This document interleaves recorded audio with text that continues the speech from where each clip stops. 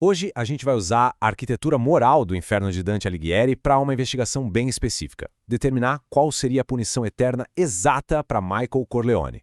Sabe, a jornada de Dante é uma subida, né, da escuridão para a salvação.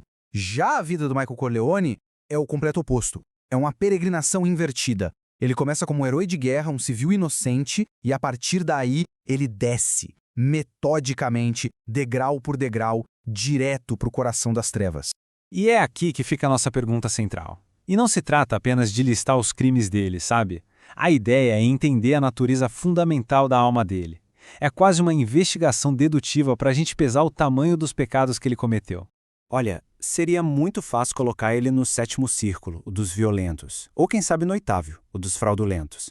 Só que no Inferno de Dante, a intenção pesa muito mais do que a ação em si.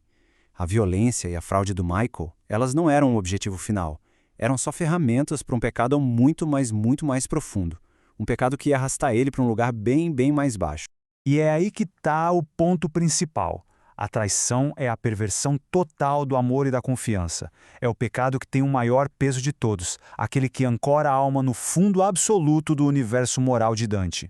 O lago Cócito, o coração do inferno, é basicamente o espelho perfeito da alma do Michael. Pensa bem, um homem que eliminou toda e qualquer emoção para se tornar, nas palavras dele, estritamente negócios. O coração dele virou gelo, e é pro gelo que ele tem que ir. Só que o nono círculo não é uma coisa só. Ele é bem específico, dividido em 4 zonas, cada uma para um tipo diferente de traição. Para a gente achar o lugar exato do Michael, a gente precisa analisar qual foi o vínculo mais sagrado que ele quebrou.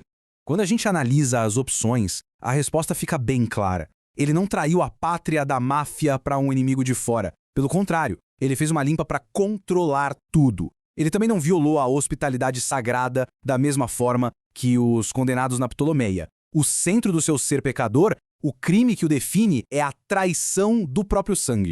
E aqui a gente tem a confirmação. Essa análise sistemática não deixa nenhuma margem para dúvida.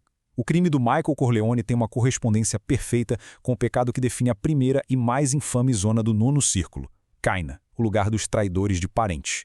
E o ato que sela o destino dele, claro, é o assassinato do próprio irmão, o Fredo. E o que torna isso tão condenável é a premeditação fria. Ele espera a mãe morrer para dar a ordem. Ele sabia que aquele ato ia violar o coração da família e, mesmo assim, ele executou.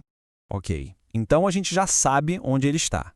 A questão agora é, como exatamente ele sofre por toda a eternidade? Bom, o tormento físico é este. Michael estaria imerso no gelo até o pescoço, completamente imóvel. Imagina só o homem que controlava um império, agora eternamente paralisado.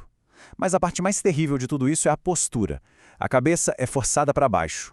É que essa posição curvada permite que as lágrimas dele escorram, em vez de congelarem dentro dos olhos, como acontece com outros traidores. É uma espécie de privilégio cruel. Ele tem a capacidade de chorar pela eternidade. Um choro que não traz alívio nenhum, só consciência perpétua da sua dor.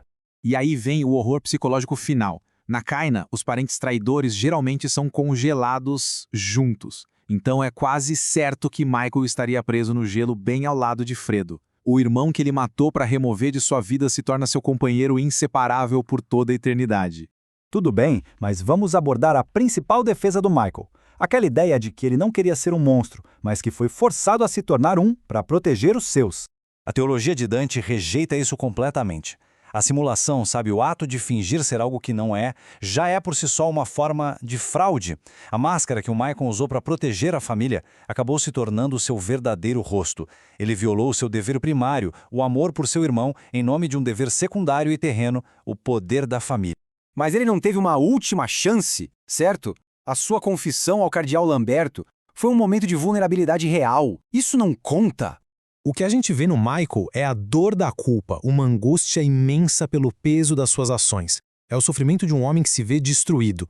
Mas isso não é o suficiente para a salvação. Para isso, seria preciso rejeitar o pecado em si, olhar para a vítima, para o Fredo, e desejar, acima de tudo, nunca ter feito aquilo. E o Michael não consegue dar esse passo.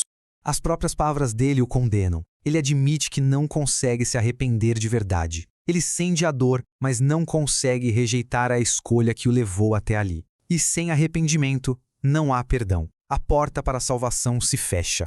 E tudo isso nos leva à ironia final, a mais profunda de todo o destino dele. É uma conclusão quase poética para essa história tão trágica. Pensa bem, a vida inteira dele foi uma luta para preservar o poder e a segurança da família Corleone.